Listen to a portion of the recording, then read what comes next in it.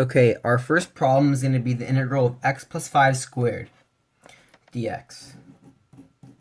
Now we're going to use u as x plus 5 because x plus 5 is your inner function and x squared will be your outer function, and usually your inner function g of x will be your u. Now let's start by finding du. So the derivative of x plus 5 is going to be 1 du equals dx. So du equals dx, right? So now we can just plug in u for x plus 5. So we're going to get the integral of u squared du in terms of u.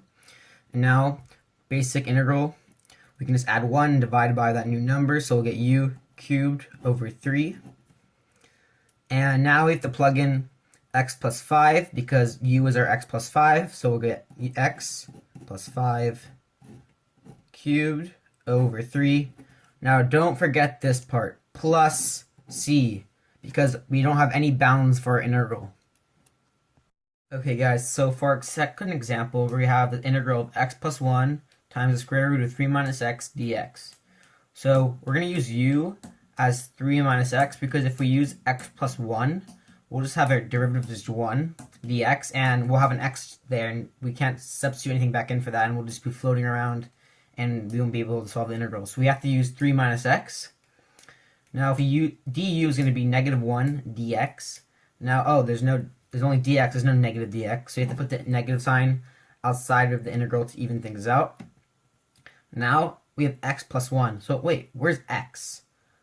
Right here. We have to solve for x. So we can get u minus 3 equals negative x, and we'll say x equals 3 minus u.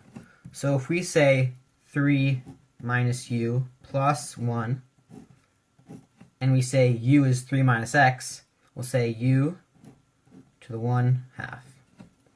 Now it's going to be negative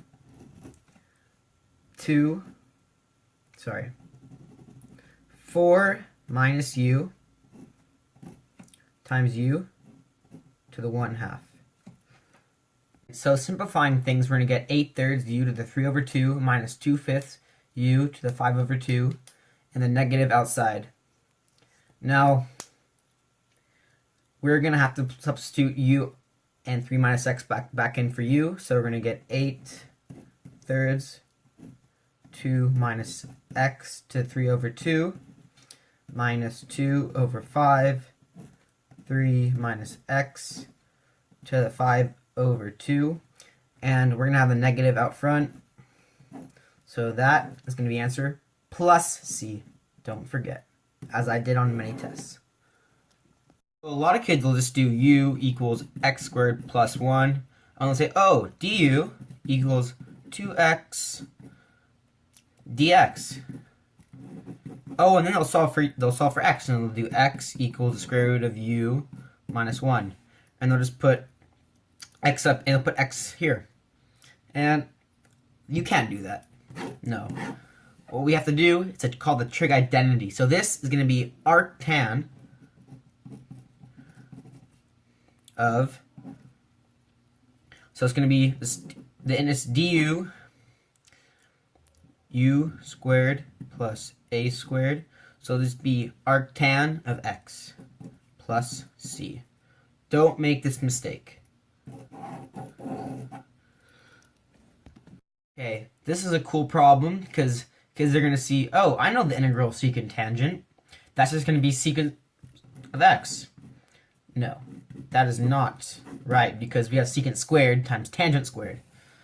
We're going to have to use substitution here. So we can't use secant squared as u because we'll get nowhere with that. So we're going to have to use u equals tangent of x. So then we're going to get du equals secant squared x dx.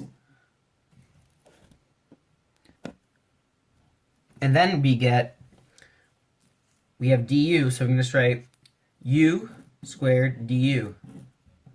Now we integrate that with respect to u. We get u cubed over 3 du. Plug in u, so we're going to get tangent cubed x divided by 3 plus c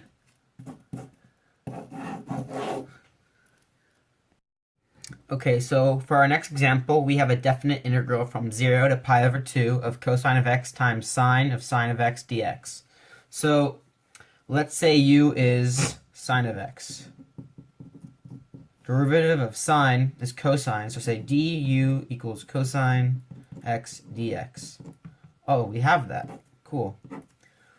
So now we can say the integral of 0 to pi over 2 of sine of u. Now, the integral of sine is negative cosine, so we'll have negative cosine of u from 0 to pi over 2. Now, that is incorrect. That is incorrect because these limits are in terms of x. So if we were to plug in sine of x to u, then these limits would be correct. In order for them to make correct, we would say u equals sine of pi over 2 for our upper limit, and u is equal to sine of 0.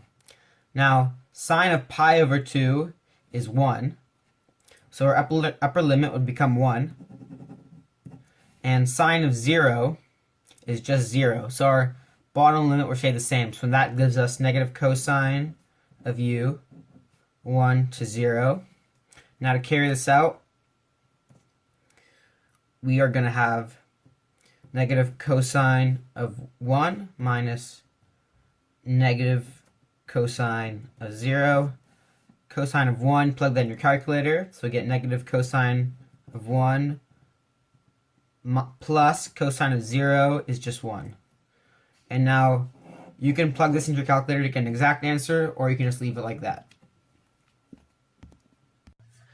Okay, so we look at this problem, and our first instinct is to integrate f of 3x. Well, we can't exactly do that. We don't have a function given, really, that we can integrate easily. So our first step, we need to recognize what they're asking. Well, structure is really, really cool here because we can see that this is going to be a u sub problem, because if we plug in 1 for 3, we're going to get our lower limit's 3 as in this one, and we're going to get our upper limit 3 times 3 is 9 over here. And we can see that this is a u sub setup. So let's just say u is 3x, right? Then du is going to equal 3 dx, right? So you have dx over here. We're going to need to even that out, so it's going to be 1/3 du equals dx. So that means we're going to have a 1/3 out in front. F of u equals 12. Now we have to change the lower and upper limit, so we plug in 1 to 3 times 1 is just going to be 3, and 3 times 3 is just going to be 9. Oh, this right here matches this, right? So 1/3 times this integral is 12. So just this integral would just be 36, right? Because you're just going to multiply it by 3. So that means 3 to 9 of f of x without this 1/3 out in front is just going to be 36. So this is just a basic u substitution problem. So this problem looks really, really hard once you see it. But once you recognize that they're giving you f of 3x and there's f of x, you can just say 3x is u and easily substitute u for x.